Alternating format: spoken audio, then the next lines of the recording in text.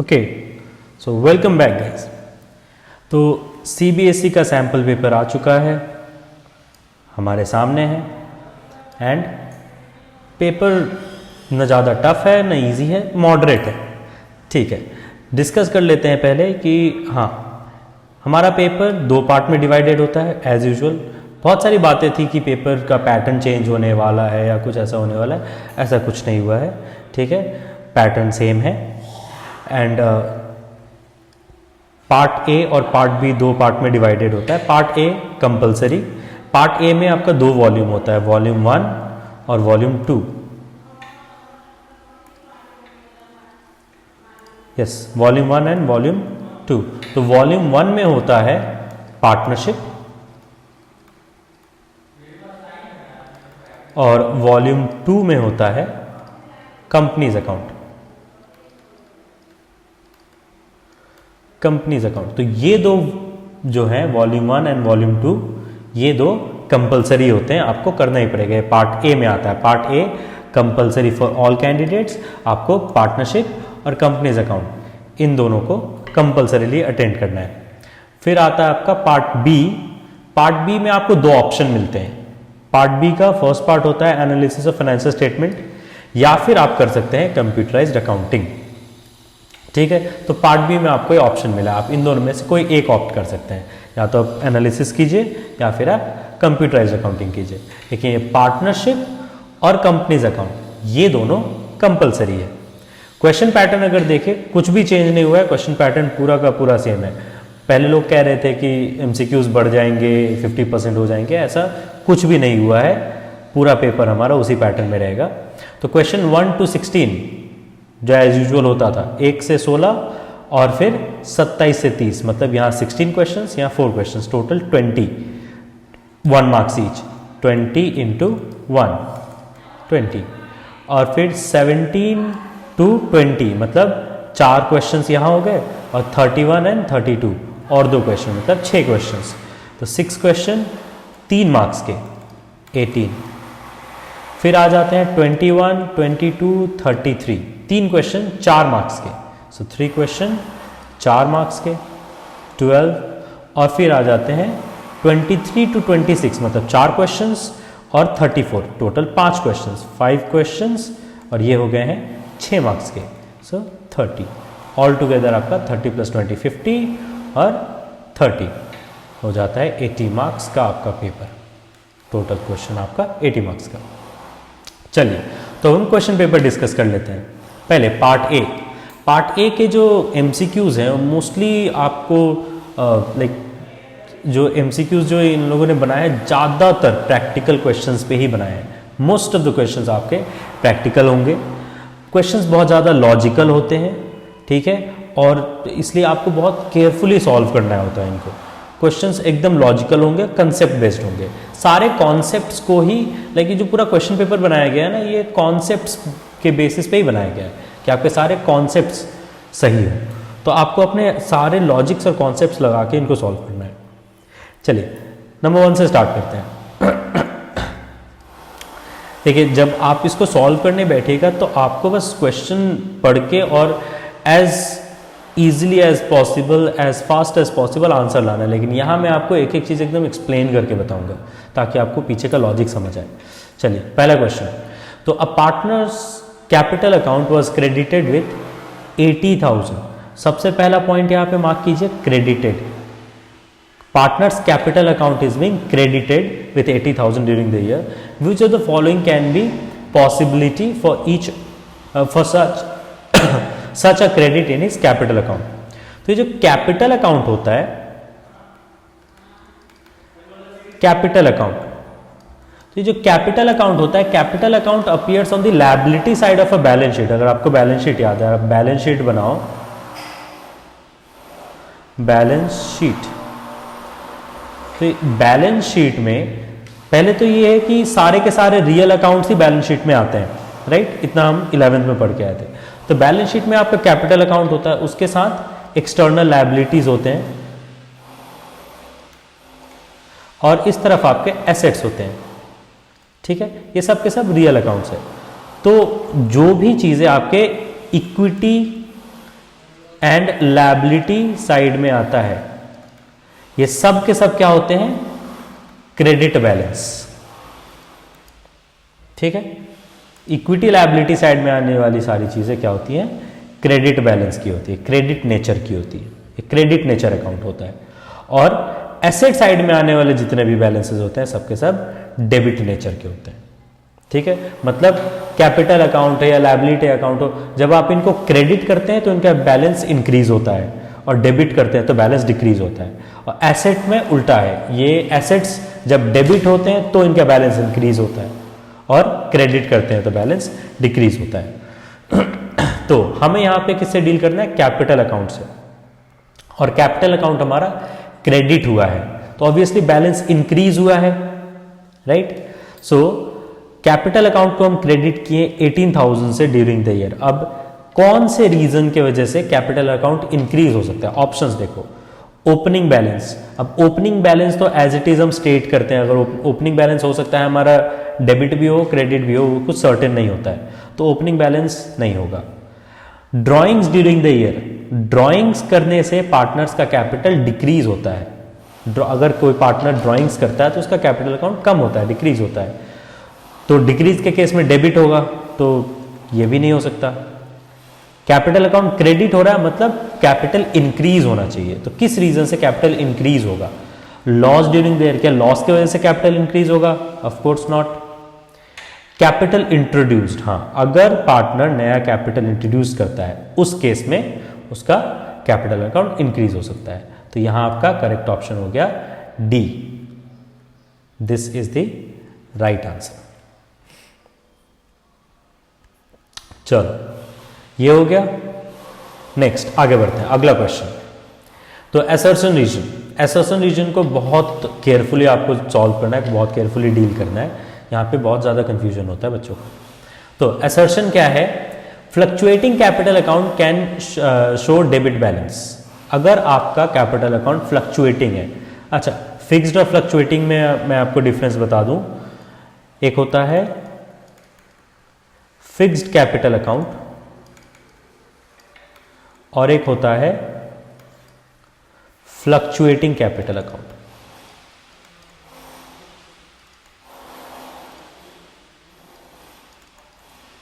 ठीक है, तो फिक्स्ड कैपिटल अकाउंट और फ्लक्चुएटिंग कैपिटल अकाउंट, ये मैंने आपको चैप्टर 1 जब पढ़ाया था तब भी मैंने बताया था। तो फिक्स्ड और फ्लक्चुएटिंग में क्या है? हमारा कैपिटल अकाउंट जब फिक्स्ड होता है तो हम एक कैपिटल इंट्रोड्यूस करते हैं, ठीक है, और कैपिटल अकाउंट में नो एडजस्टमेंट इज डन। ठीक है, हमें अपने कैपिटल अकाउंट में कोई भी एडजस्टमेंट करने की जरूरत नहीं। हम कोई भी एडजस्टमेंट कैपिटल अकाउंट में नहीं करते अगर हमारा कैपिटल अकाउंट फिक्स्ड है। हम सारे एडजस्टमेंट्स कहाँ करते हैं? करंट अकाउंट में। करंट अकाउंट क्रिएट करते हैं और उसमें एडजस्टमेंट्स होती है। ठीक है, तो फिक्स्ड कैपिटल अकाउंट में क्या क्या चीजें आएंगी?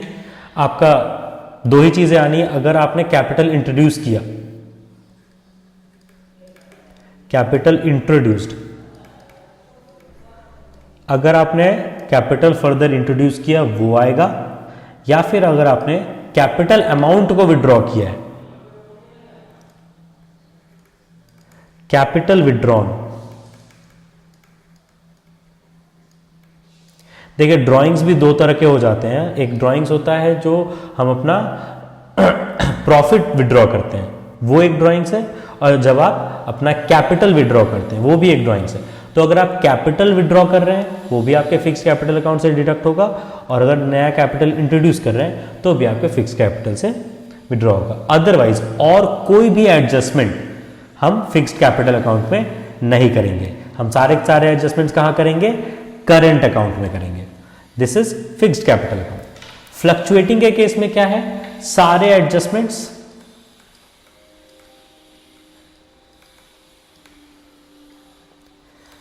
एडजस्टमेंट्स आपके फ्लक्चुएटिंग कैपिटल अकाउंट में ही आएगा।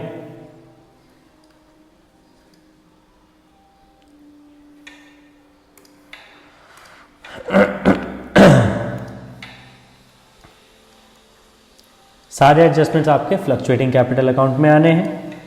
करंट अकाउंट हमारे ऊपर है, हम बनाना चाहे तो बना सकते हैं, नहीं बनाना चाहे तो नहीं भी बना सकते हैं, लेकिन ऐसा कोई मैंडेटरी नहीं है कि करंट अकाउंट बनाना ही पड़ेगा। ठीक है।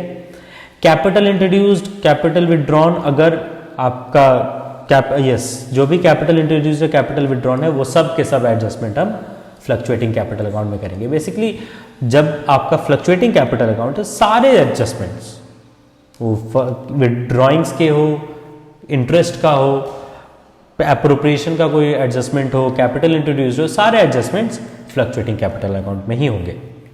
तो हमारा असर्शन कहता है कि fluctuating capital account can show debit balance.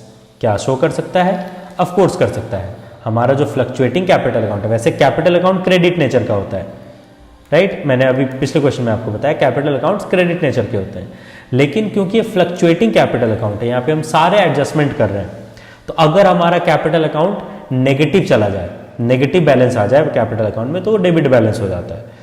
तो क्या वो डेबिट बैलेंस शो कर सकता है? यस, शो कर सकता है। इसका आंसर है यस। अब reason, losses in drawings can be more than capital balance. अभी मैंने बताया अगर हमारा कैपिटल बैलेंस नेगेटिव चला जाए, तो नेगेटिव कब जाएगा? जब हम लॉस और ड्राइंग्स को एडजस्ट करेंगे। आपका जो कैपिटल अकाउंट है, सपोज करो कि 10 लाख का कैपिटल अकाउंट है, अब इसमें से आपने 9 लाख कर लिए ड्राइंग्स, और फिर 2 लाख का हो गया आपका लॉस। ठीक है, तो ये तो यहीं से डिडक्ट होगा ना। 9 लाख पहले आपका ड्राइंग्स हो गया, तो 10 में से 9 ऐसे चला गया, 1 लाख का कैपिटल बचा। अब उस पर फिर आपको 2 लाख का लॉस भी हो गया, तो लॉस और डिडक्ट होगा, तो 1 लाख तो नेगेटिव में चले गए आप, तो जो नेगेटिव बैलेंस है वो डेबिट बैलेंस दिखेगा। तो क्या ये रीजन करेक्ट है? Of course this reason is also correct. तो हमारा आंसर क्या हो जाता है? Both A and R, assertion and reason are correct, and R is the correct explanation. Of course, A is the correct answer. ठीक है, A and R दोनों ही correct है, और R हमारे assertion का रीजन, हमारे assertion का करेक्ट एक्सप्लेनेशन भी है। तो A is the correct answer here.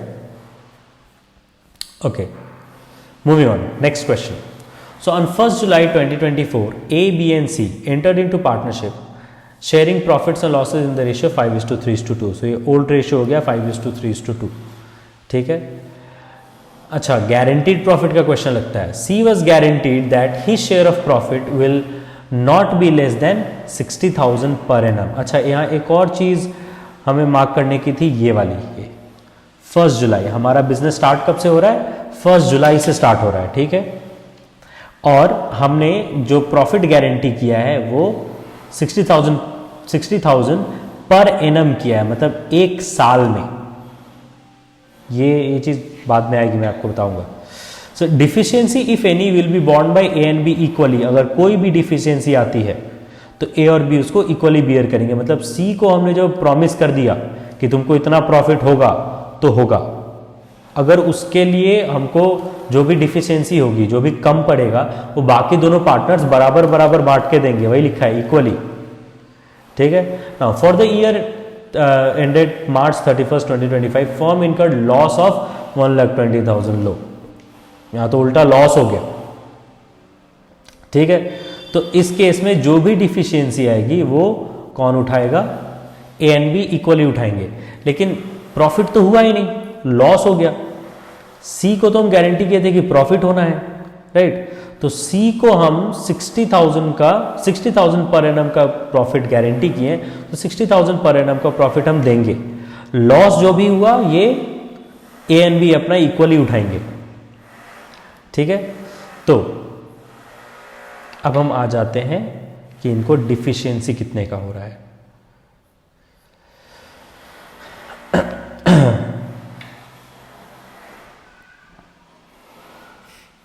सबसे पहले आप क्या करो, ये जो आपका प्रॉफिट शेयरिंग रेशियो है, इस प्रॉफिट शेयरिंग रेशियो को डिस्ट्रीब्यूट करो ए, बी एंड सी में, कि उनका रिस्पेक्टिव लॉसेज हम उनको डिस्ट्रीब्यूट कर देते हैं।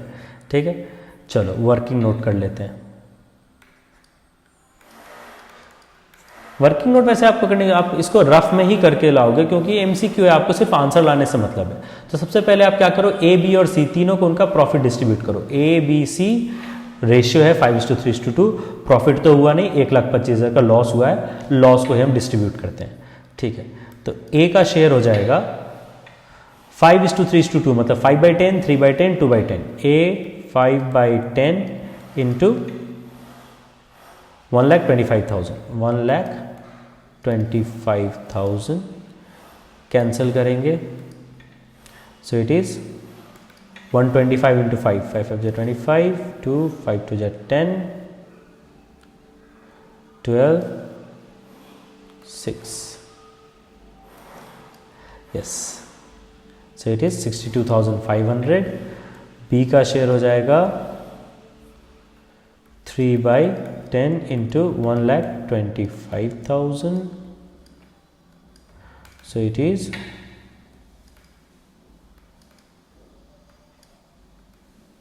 37,500। और सी का शेयर हो जाता है 2/10 इंटू 1,25,000,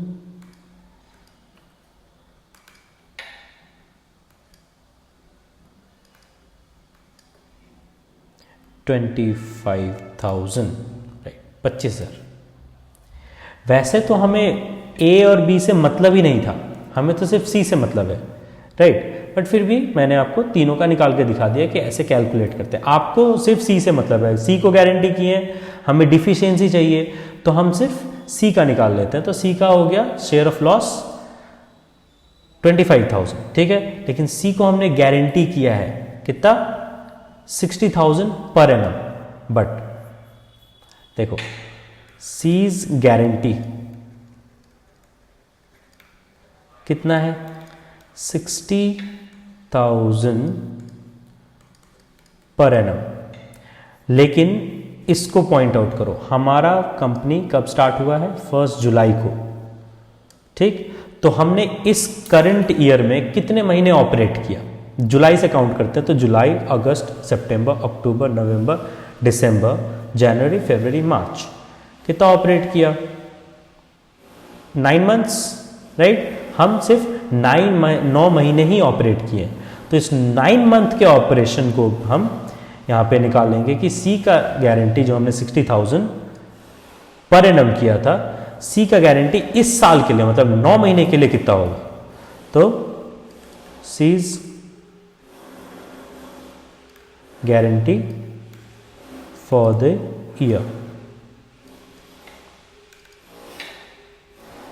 तो 60,000 इंटू 9/12, राइट, 12 महीने का 60,000 गारंटी के, 9 महीने का देखते हैं कितना होता है। सो 3 3 = 9, 3 4 = 12,000, so it is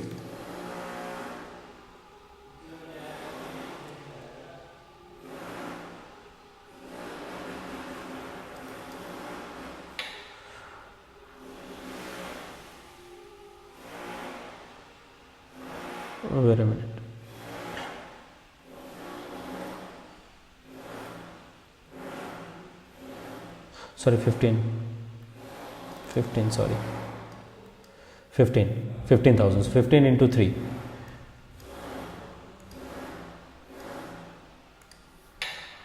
45,000, correct. So 45,000 is the guarantee amount, ठीक है। तो अब हम देखते हैं amount payable to C.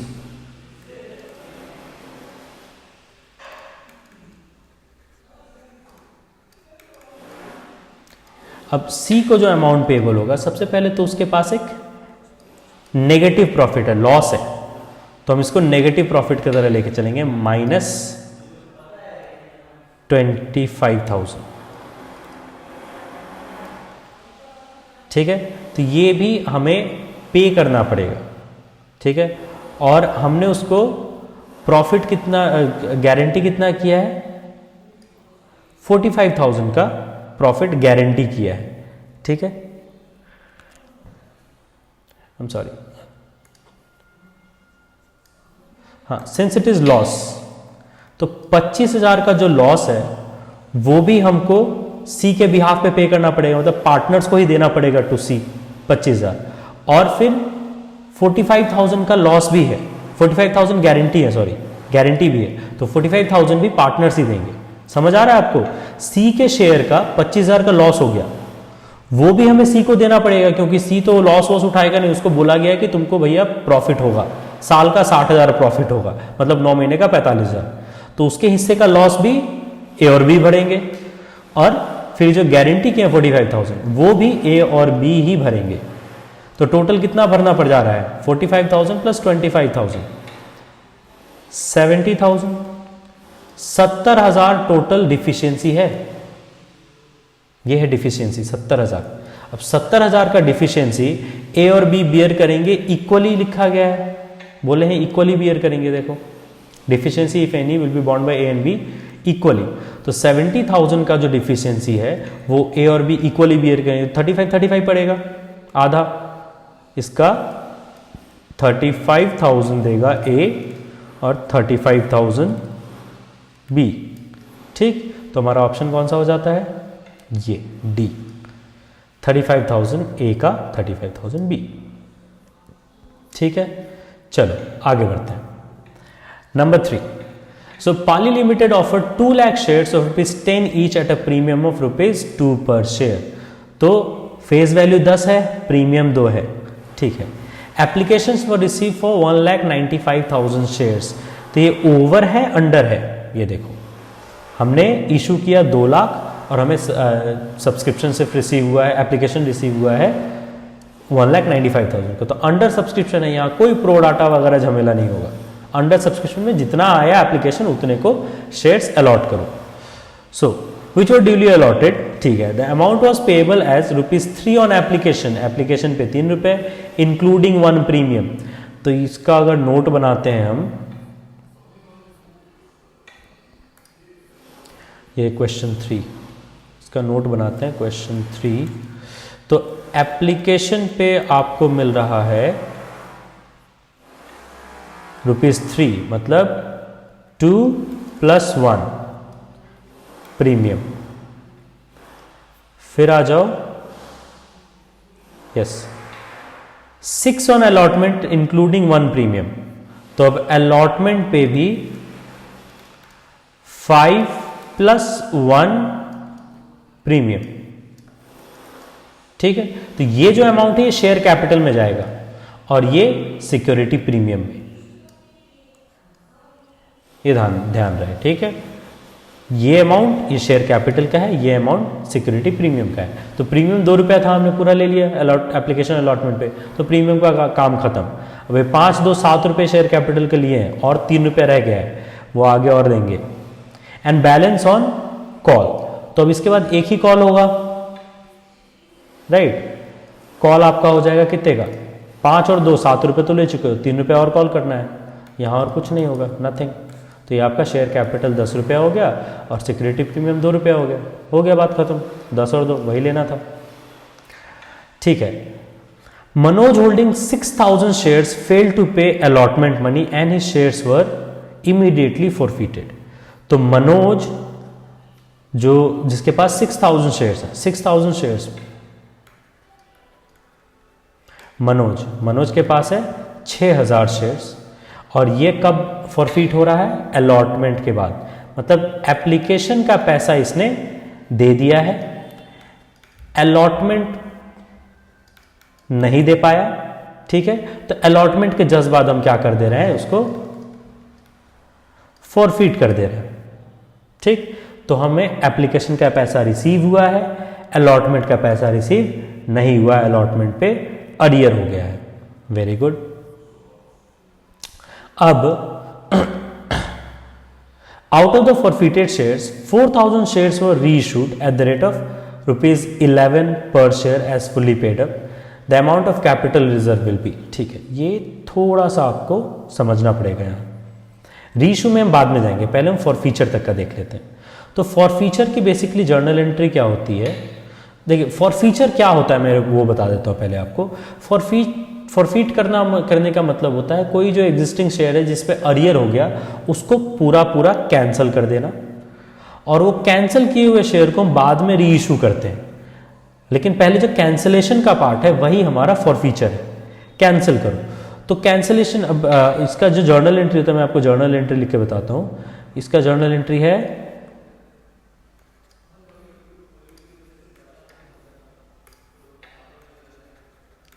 Share capital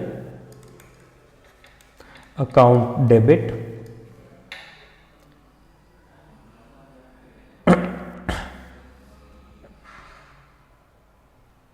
to share forfeiture account to calls in arrear account। ठीक है, शेयर कैपिटल जो भी अमाउंट आपका शेयर कैपिटल का है आप उसको पूरा जितना भी आपने कॉल किया है, शेयर कैपिटल में कॉल्ड अप अमाउंट आता है, जितना भी आपने कॉल किया है उसको वापस से डेबिट करके राइट ऑफ कर देंगे ताकि हमारे शेयर कैपिटल के अकाउंट से वो पूरा का पूरा शेयर एकदम खत्म हो जाए, इरोड हो जाए। उसके बाद जितना भी पैसा हम रिसीव कर चुके हैं, जैसे यहाँ एप्लीकेशन का पैसा हमको मिल गया था, तो अब जब शेयर ही नहीं रहेगा तो इसका पैसा हम रख के क्या नहीं रख सकते हैं ना। तो इस जो भी पैसा आप रिसीव कर लिए थे उसको आप ट्रांसफर कर दोगे शेयर फॉरफीचर अकाउंट में। फॉरफीचर में कुछ हमारे पास पैसे आ जाएंगे और बाकी का जो अरियर हो गया, जो नहीं मिल पाया, तो अरियर जब हुआ होगा तब हम कॉल्स इन अरियर को डेबिट किए होंगे, राइट, क्योंकि लॉस है, कॉल्स इन अरियर पहले डेबिट हुआ होगा, तो उस कॉल्स इन अरियर को फिर हम यहाँ पे क्रेडिट करके राइट ऑफ कर देते हैं। ठीक है, calls in arrear right of हो जाता है। मतलब जो शेयर आप कैंसिल कर रहे हो उस पर दो ही चीजें हुई है, एक या तो हम पैसे रिसीव किए, नहीं तो उस पर हमको अरियर हुआ है। तो जो पैसा रिसीव किए हो, रिसीव किए हुए पैसे जाएंगे कहाँ, शेयर फॉरफीचर अकाउंट में, और जो आपका अरियर हुआ है वो जाएगा कॉल्स इन अरियर में। ठीक है, तो इस मनोज के 6000 शेयर्स पे, मनोज का जो 6000 शेयर्स है, इस 6000 शेयर्स का कॉल्ड अप अमाउंट क्या है, हमने क्या क्या कॉल किया, एप्लीकेशन के लिए कॉल कर लिया है, अलॉटमेंट के लिए भी कॉल कर लिया, उसके बाद वो फॉरफिट हुआ, मतलब कॉल में अभी तक हम नहीं गए हैं, हम एप्लीकेशन और अलॉटमेंट तक का कॉल किए हैं। ठीक है, तो यहाँ फॉरफीचर में हम सिर्फ शेयर कैपिटल का ही अमाउंट लिखेंगे। तो 2 + 5 7 रुपये हमने कॉल कर लिया, तो और कितने शेयर्स है, 6000 शेयर्स, 6000 इंटू 7, तो कितना हो जाएगा, 6 7 42,000 डेबिट हुआ। और फॉरफीचर में क्या जाएगा, जो भी अमाउंट आपने रिसीव किया है, जो भी आपको पैसा मिल गया है वो फॉरफीचर में जाएगा। बट ध्यान रहे, प्रीमियम नहीं, प्रीमियम का पैसा एक बार मिल जाता है तो उसको हम सीधे सिक्योरिटी प्रीमियम रिजर्व में ट्रांसफर कर देते हैं और उसको हम वापस नहीं निकाल सकते। एक बार प्रीमियम का पैसा मिल गया मतलब मिल गया, अब वो बाहर नहीं आएगा, उस रिजर्व से नहीं निकलेगा। हम सिर्फ शेयर कैपिटल का अमाउंट फॉरफीचर में डालेंगे। तो शेयर कैपिटल में हमें सिर्फ एप्लीकेशन का पैसा मिला था 2 रुपया, अलॉटमेंट में तो हमारा फॉरफीचर ही हो गया था, अरियर हो गया था, मिला नहीं था, सिर्फ 2 रुपया मिला है एप्लीकेशन का। तो 6000 इंटू 2 12,000, ठीक है, और बाकी का हो गया अरियर। तो अरियर कितने का हुआ, आपका अलॉटमेंट पे 5 रुपया कैपिटल का अरियर था और 1 रुपया सिक्योरिटी प्रीमियम का भी अरियर हुआ है। ध्यान रहे, अगर आपका सिक्योरिटी प्रीमियम पे अरियर होता है तो हम फॉरफीचर में उसकी एंट्री करते हैं। देखिए, सिक्योरिटी प्रीमियम का 2 कंडीशन होता है, फॉरफीचर ना, फॉरफीचर के कंडीशंस मैं आपको बता रहा हूं। फॉरफीचर में 2 कंडीशन होगा, फॉरफीचर फॉर सिक्योरिटी प्रीमियम, ठीक है। अगर सिक्योरिटी प्रीमियम का फॉरफीचर एंट्री अगर आप करते हैं, 2 चीजें होती है, 2 फैक्ट है। पहला फैक्ट है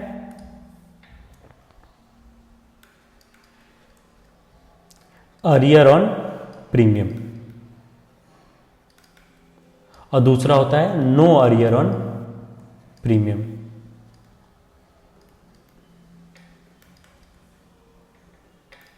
अगर आपके प्रीमियम पे अरियर हुआ है, आपका प्रीमियम का पैसा नहीं मिल पाया, प्रीमियम पे अरियर हो गया, उस केस में यस हम सिक्योरिटी प्रीमियम की एंट्री करते हैं। Security premium is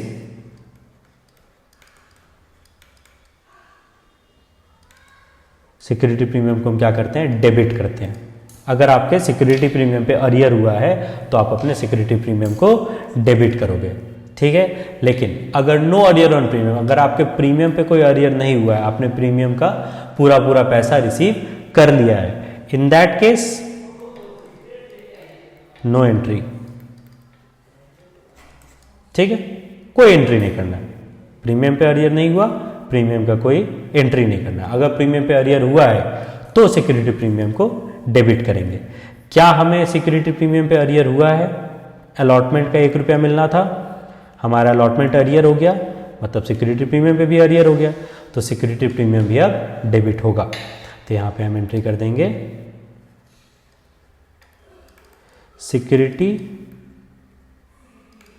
premium account debit. कितना अरियर हुआ है? 1 रुपया, तो 1 रुपये की ही एंट्री होगी। 6000 इंटू 1, 6000 डेबिट हो गया। अब आते हैं अरियर पे। तो अरियर हमारा पूरा अलॉटमेंट 5 और 1 6 रुपये का अरियर हुआ है, तो 6000 इंटू 6, पूरा 6 रुपया अरियर, तो 6 6 36,000 हो जाएगा। देखो मैच हुआ, इधर 48,000 और यहाँ 12 प्लस 36 48,000। तो ये हमारा हो गया फॉरफीचर एंट्री। ये आपका being 6,000 shares of Manoj forfeited, हमने मनोज के 6,000 शेयर्स को फॉरफिट कर दिया, हमारा फॉरफीचर का एंट्री हो गया। अब ये यहाँ से देखिए, यहाँ पे कुछ रियल अकाउंट्स हैं और कुछ नॉमिनल अकाउंट्स हैं। आपका रियल अकाउंट है शेयर कैपिटल, आपका रियल अकाउंट है सिक्योरिटी प्रीमियम, बट ये जो शेयर फॉरफीचर और कॉल्स इन अरियर, ये दोनों नॉमिनल अकाउंट्स हैं। नॉमिनल अकाउंट्स जब भी ओपन होते हैं उनको क्लोज करना होता है। ये जो कॉल्स इन अरियर है, ये क्लोज करने के लिए ही बनाया गया है। पहले जो कॉल्स इन अरियर बनाए थे उसको हम क्लोज किए, लेकिन अभी हमने अभी एक अकाउंट बनाया है शेयर फॉरफीचर अकाउंट। फॉरफीचर का जो भी पैसा है वो लंबे समय तक फॉरफीचर अकाउंट में नहीं रहता है, उसको तुरंत हमको फिर ट्रांसफर करना होता है टू कैपिटल रिजर्व। तो अभी हमारे पास फॉरफीचर अकाउंट में 12,000 रुपए है। ये 12,000 रुपए का 2 यूज है शेयर फॉरफीचर का, ये भी आप नोट बना लीजिएगा।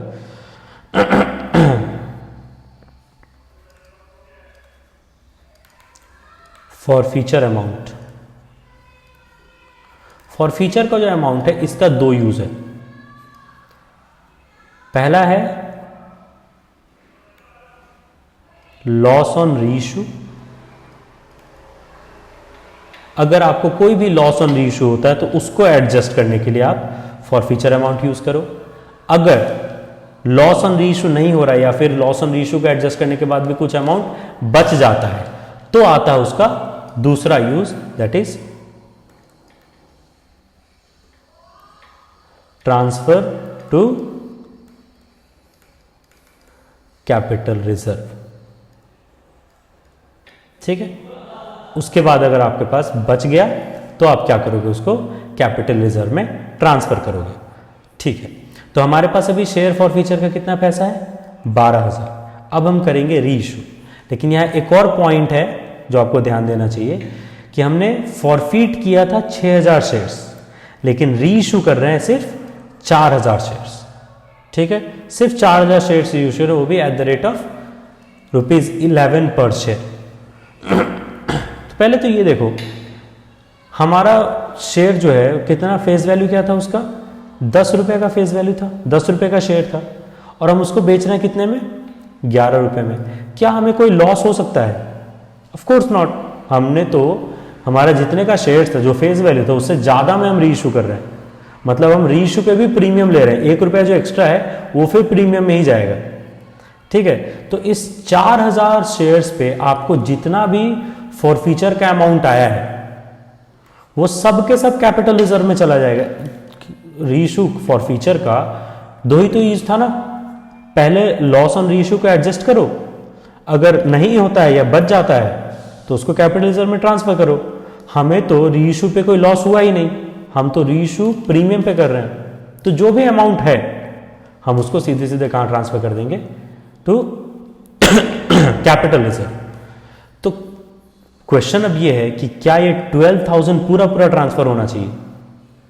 Answer is no. ये जो फॉरफीचर का अमाउंट है वो 12,000 जो अमाउंट है दैट इज फॉर 6,000 शेयर्स, लेकिन हम री इशू कर रहे हैं कितना? 4,000 शेयर्स। तो हमें निकालना पड़ेगा कि 4,000 शेयर्स में कितना फॉरफीचर अमाउंट होगा। ठीक है, तो वो कंप्यूट करते हैं।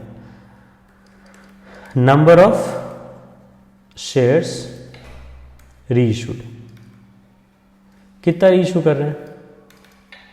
4,000 शेयर्स। तो निकालो share forfeiture amount.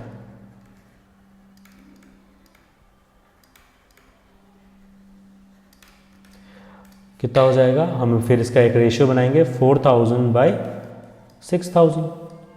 6,000 total forfeit हुआ था, जिसमें से 4,000 शेयर्स हम रीइशू कर रहे हैं, इनटू 12,000। सो 6 1 6, 6 2 12, 8,000 हो गया। तो 8,000 इज द अमाउंट जो आपको 4,000 शेयर्स रीइशू फॉरफीट करके मिला है। तो ये 8,000 का जो अमाउंट है ये ट्रांसफर हो जाएगा टू कैपिटल रिजर्व। तो हमसे वही तो पूछा था क्या? The amount of capital reserve will B 8,000। Correct answer. ठीक है, अच्छा चलिए मैं आपको आगे भी बता देता हूँ, बीच में नहीं छोड़ते हैं इसको। ठीक है, मैं आपको रीइशू बता देता हूँ, रीइशू कैसे करना है। ये हमने फॉरफीट कर दिया, अब हमें बोला है 4,000 शेयर्स रीइशू करो। तो रीइशू का जो सिंपल जर्नल एंट्री है, पहले जब आप रीइशू कर रहे हो सबसे पहले तो पैसे आ रहे हैं, पैसे रिसीव कर लो। ठीक है, अगर कोई लॉस हो रहा है तो उसको हम फॉरफीचर से राइट ऑफ करेंगे, लेकिन इस केस में लॉस तो हो नहीं रहा है। ठीक है, तो सिंपल जर्नल एंट्री जाएगा इसका, यहां पे कर देते हैं।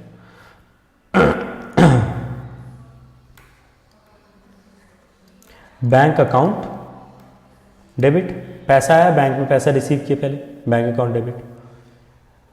टू क्या देंगे उसके बदले? Share capital, to share capital.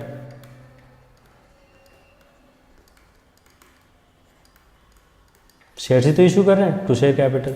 अच्छा 10 रुपए का शेयर था लेकिन 11 में इशू किए, तो 1 रुपया पर शेयर मेरे को क्या मिला? प्रीमियम भी मिला। तो प्रीमियम का पैसा भी हम ट्रांसफर कर देंगे टू सिक्योरिटी प्रीमियम।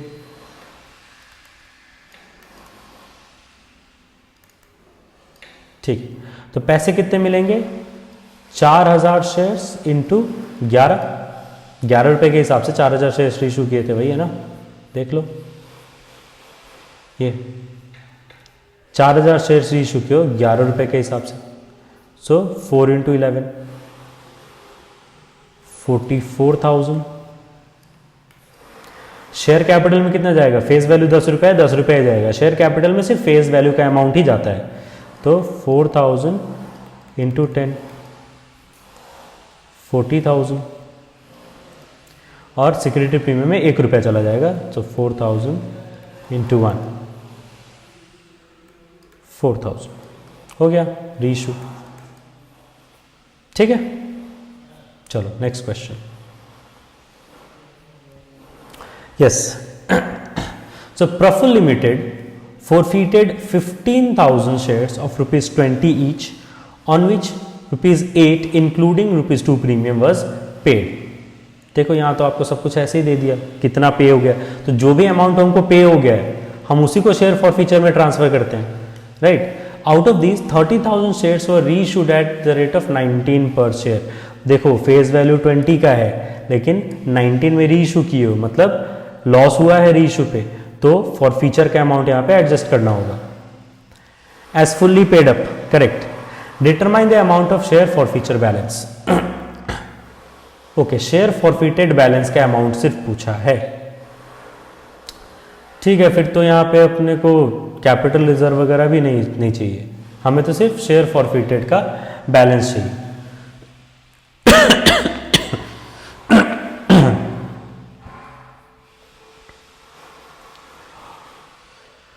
ओके, चलो ये क्वेश्चन भी करते हैं। तो इसमें जर्नल एंट्री नहीं करते हैं, जर्नल एंट्री मैं आपको ऑलरेडी करके दिखा चुका हूँ, जर्नल एंट्री नहीं करते, इसमें सिर्फ कैलकुलेशन करेंगे।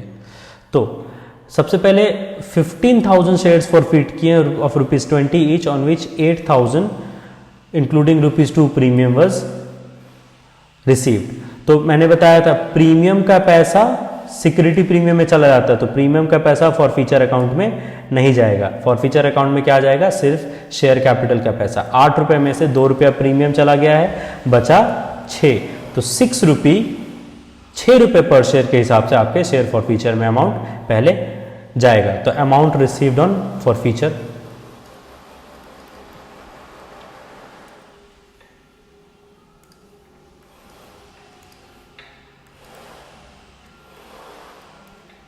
ट्रांसफर्ड ऑन फॉरफीचर, कितना अमाउंट ट्रांसफर होगा, ₹6 इंटू 15,000 शेयर्स थे, right, yes, 15,000 shares of ₹6 receive किए, तो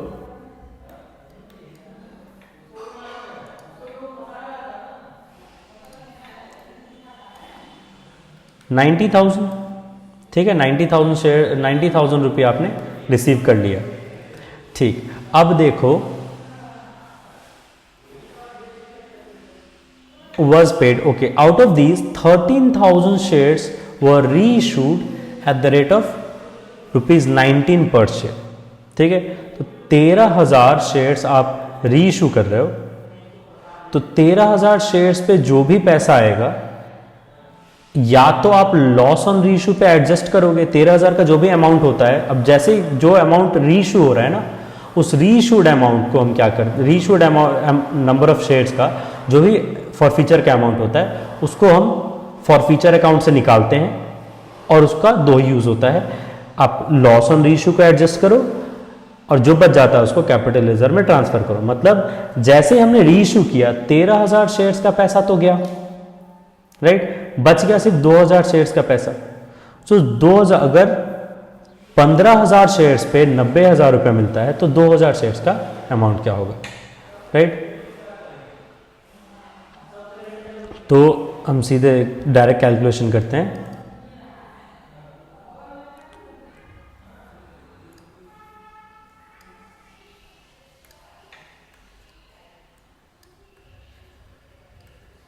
balance of forfeiture account for remaining 2,000 shares, बाकी बचे 2,000 शेयर्स का जो रिमेनिंग हमारे पास बैलेंस बच जाएगा वो निकालना है। तो it is 2,000 into 15,000, sorry by 15,000 into 90,000, correct. So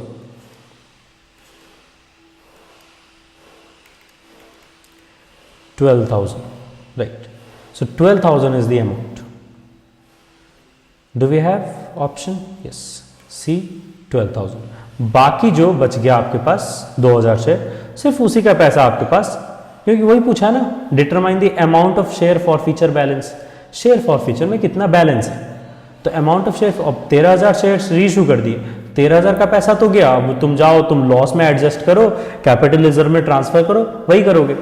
forfeiture account में तो उतना ही अमाउंट बचेगा जितना हम शेयर फॉरफिट नहीं किए, राइट। तो जो रिमेनिंग 2,000 शेयर से जो फॉरफिट नहीं हुए उसी का पैसा फॉरफीचर में बच जाएगा। 12,000 इज द करेक्ट आंसर है।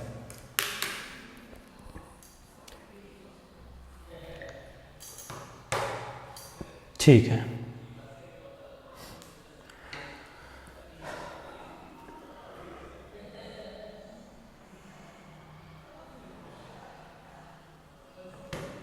चलिए आगे बढ़ते हैं। ठीक, ये गुडविल का क्वेश्चन लगता है।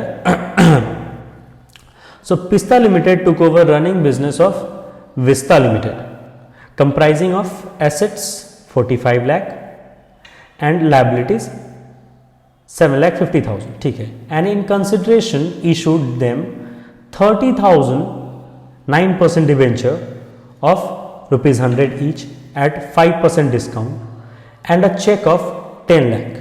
Determine the amount of goodwill और कैपिटल रिजर्व। देखिए, जब भी हम कोई बिजनेस परचेज करते हैं, ठीक है, तो उस बिजनेस परचेज में हम जो भी अमाउंट ऑफ कंसिडरेशन पे करते हैं, हमारा एक जो भी अमाउंट हम पे करते हैं उसको हम परचेज कंसिडरेशन कहते हैं, ठीक है। तो परचेज कंसिडरेशन और जो बिजनेस आप परचेज करो उसका जो नेट एसेट है, वो नेट एसेट और परचेज कंसिडरेशन हमेशा इक्वल हो, जरूरी नहीं है। कभी कभी क्या होता है कि आप जो बिजनेस खरीद के ला रहे हो, नेट एसेट से मेरा मतलब है asset minus liability. Net asset is equal to assets minus liabilities. तो जब भी आप कोई बिजनेस खरीदते हो ना, तो वो आपको क्या करता है, आपके साथ उसके सारे एसेट्स दे देता है, तो आप उसके सारे एसेट्स के ओनर बन गए। लेकिन आप लायबिलिटी के भी ओनर बन गए, तो आपको लायबिलिटी भी पे ऑफ करना पड़ेगा। तो यहां से पहले लायबिलिटी पे ऑफ करोगे, जो अमाउंट बचेगा उसको कहते हैं नेट एसेट, ठीक है। जो अमाउंट बचता है उतना ही हमको पैसा देना पड़ेगा जिससे हम खरीद रहे हैं। मान लो 10 लाख का एसेट है और 2 लाख का लायबिलिटी है, तो 10 लाख का एसेट के लिए पहले 2 लाख का लायबिलिटी पे किए, 8 लाख रुपया बचा, तो बिजनेस को खरीदने के लिए हमको तो 8 लाख ही पे करना पड़ेगा ना, तो नेट एसेट 8 लाख है। लेकिन कुछ केसेस में क्या होता है, 8 लाख की जगह हम इसको पे करते हैं 12 लाख। मुझसे कहता नहीं 8 का, लेकिन 8 में देंगे नहीं, 12 लाख में देंगे। तो किस कंडीशन में आप 8 लाख का बिजनेस 12 लाख में खरीद के ले आओगे? कौन सा कंडीशन होगा? अगर कंपनी की अच्छी खासी गुडविल है, तो कंपनी नामी है, कंपनी का एक नाम है, मतलब उसका एक गुडविल है, उसका एक रेपुटेशन है, इसलिए आप एसेट 8 लाख का ही मिला आपको, लेकिन आप पेमेंट करके आ गए 12 लाख। तो जब आपका परचेज कंसिडरेशन पीसी ग्रेटर है, PC is greater than net asset, अगर आपका नेट एसेट कम है और परचेज कंसिडरेशन ज्यादा, इस केस में आपको आता है गुडविल, ठीक है। आप जो वो जो डिफरेंस है, जो डिफरेंस अमाउंट है, जब आप ज्यादा पैसा दे के खरीद के ला रहे हो, तो जो एक्स्ट्रा पैसा आप दे रहे हो, अभी 8 लाख का सामान 12 लाख में खरीद के लाए, 4 लाख ज्यादा दिया, तो ये जो 4 लाख एक्स्ट्रा दिया, ये क्या है? गुडविल है, ठीक है। और अगर इसी को हम रिवर्स कर दें, नेट एसेट मान लो 8 लाख का नेट एसेट था, 8 लाख का नेट एसेट रखते हैं, लेकिन इसको मुझे मिल गया 6 लाख में, मैं 6 लाख में ले आया, 8 लाख का सामान मैं 6 लाख में ले आया, मेरे को प्रॉफिट हुआ, राइट। तो कंपनी को जो ऐसी जो प्रॉफिट होती है, इस प्रॉफिट को कहां पे रखता है? कैपिटल रिजर्व में, कैपिटल रिजर्व, ठीक। तो इस केस में क्या दिख रहा है आपको? Net asset is greater than your purchase consideration, आपके नेट एसेट से पीसी ज्यादा है, इस केस में आपको आएगा कैपिटल रिजर्व, या 2 लाख का कैपिटल रिजर्व आएगा। तो यही चीज हमको इस क्वेश्चन में करनी है, ठीक है। यहां आपको देखना है कि आपका जो नेट एसेट है वो ज्यादा है या फिर जो परचेज कंसिडरेशन है वो ज्यादा है। तो हम पहले नेट एसेट निकालते हैं। चलिए, एसेट्स कितने हैं? 45 लाख के, और लायबिलिटी 7,50,000। नेट एसेट आ जाएगा, एसेट माइनस लायबिलिटी, ठीक है। यहां करते हैं, तो कौन सा क्वेश्चन है ये? Question number 4। क्वेश्चन 4, क्वेश्चन 4 का पहले आप देखिए नेट एसेट्स। तो नेट एसेट्स हैं आपके, एसेट्स 45 लाख के हैं और लायबिलिटी 750, माइनस कर देंगे, तो 45 लाख माइनस 7,50,000 कितना हो जाता है? 45 लाख माइनस 7,50,000, यस 537,50,000, ठीक है। आपका नेट एसेट 37,50,000 का है। अब अगर जो आप परचेज कंसिडरेशन पे कर रहे हैं, वो परचेज कंसिडरेशन अगर इस 3750 से ज्यादा हुआ, अगर पीसी ज्यादा हुआ तो गुडविल आएगा, और अगर परचेज कंसिडरेशन कम हुआ तो कैपिटल रिजर्व। चलिए अब देखते हैं परचेज कंसिडरेशन कितना आ रहा है, पीसी। तो an in consideration issued 30,000 9% debenture of ₹10 each at a discount of 5%। तो 100 रुपए का डिबेंचर दे रहे हैं 5% के डिस्काउंट पे, मतलब कितने में दे रहे हैं? 95। 100 रुपए का 5%, 5 रुपए, तो 95 रुपीज पर शेयर दे रहे हैं। और कितने शेयर्स दे रहे हैं, सॉरी डिबेंचर्स, कितने डिबेंचर्स है 30।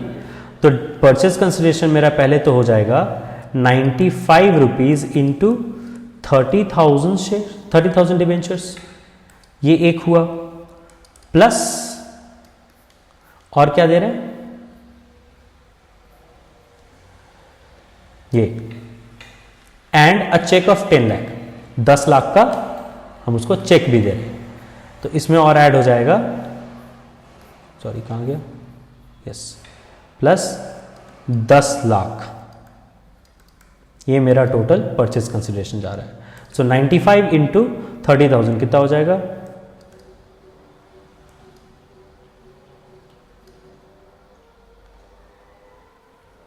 28,50,000 प्लस 10 लाख, तो टोटल हो जाता है 38 लाख। 38 लाख का टोटल परचेज कंसिडरेशन में दे रहा हूं। और एसेट कितने का मिल रहा है मुझे एसेट कितने का मिल रहा है, 37,50,000।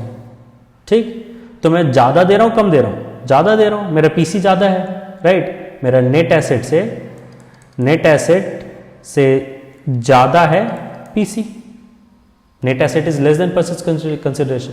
इस केस में क्या होगा, गुडविल, राइट। तो गुडविल कितने का, 38 माइनस 750, 50,000, 50,000 का गुडविल आ जाएगा हमारा। तो 50,000 गुडविल कहां गया, है ऑप्शन ही नहीं है। वेट अ मिनट, कुछ एरर हुआ क्या,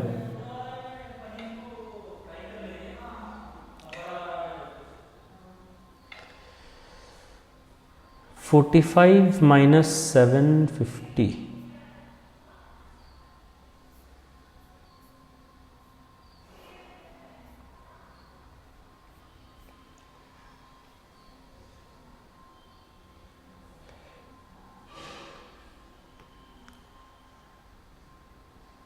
$37,50,000 is correct.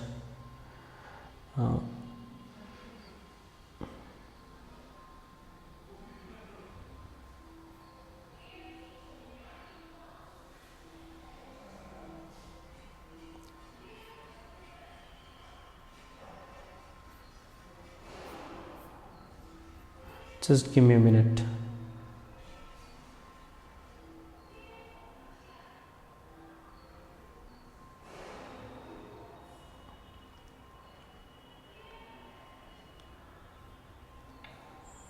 $45 लाख के एसेट्स हैं एंड लायबिलिटी 7,50,000, तो 45 minus 750, right, so it will be 37,50,000, correct.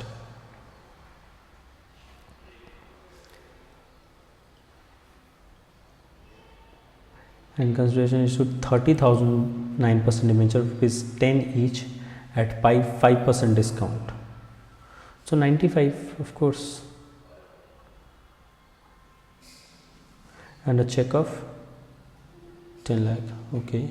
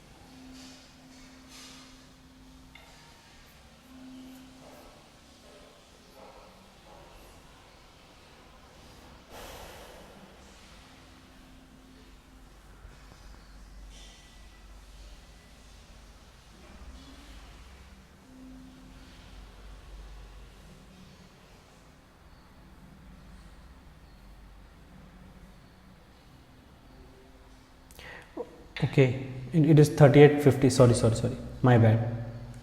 Yeah, this is 38,50,000. Yes, 38,50,000. So 37, yes, goodwill आ जाएगा आपका. हाँ, your purchase consideration is less than net asset. Goodwill is of 1 lakh. Goodwill of 1 lakh. Correct. तो हमारा goodwill कितना हो जाता है? 1 लाख का goodwill. This is the correct answer, C. Now और पार्ट में आते हैं. So Draw Limited purchase equipment and paid 2,20,000 by cheque and issued 16,000 equity shares of ₹10 each at 25% premium. Purchase consideration will be. Same question है, ठीक है, एकदम same. फिर से हमको नेट एसेट और परचेज कंसिडरेशन देखना है. आप कितने में खरीद के ला रहे हो और कितना पैसा दे रहे हो. तो हम इक्विपमेंट मतलब एसेट लेके आए 2,20,000 का और हमने चेक से पेमेंट किया. सॉरी, हमने 2,20,000 का चेक पेमेंट किया है. चेक में पेमेंट किया है 2,20,000 और 16,000 equity shares of ₹10 each at 25% premium दिया है. हमें सिर्फ चाहिए पीसी. ठीक है, तो ये तो और इजी हो गया ना. आप 16,000 इक्विटी शेयर्स दे रहे हो 10 रुपए का 25% प्रीमियम पे. तो 10 रुपए का 25% कितना हो जाएगा? पहले आप जो शेयर्स दे रहे हो, आपके शेयर्स का फेस वैल्यू है ₹10 और प्रीमियम है 25%. 10 रुपए का 25% मतलब 1/4 2.5. तो आपका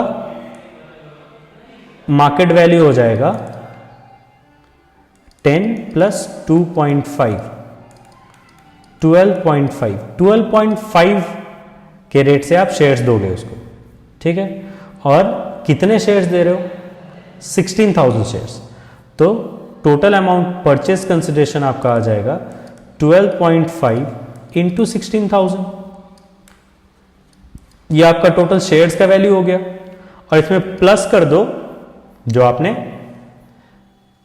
एडिशनल चेक में पेमेंट किया है 2,20,000 का, जो एक्स्ट्रा अमाउंट दिए चेक में, प्लस 2,20,000. तो कितना हो जाता है?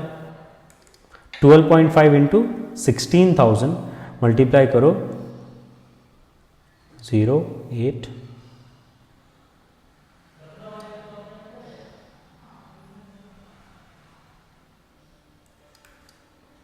yeah. So it is 2 lakh plus 2,20,000. Total हो गया 4,20,000 आपका परचेस कंसिडरेशन है. ठीक है, आंसर देखते हैं. Option yes, purchase consideration 4,20,000. Correct. Okay.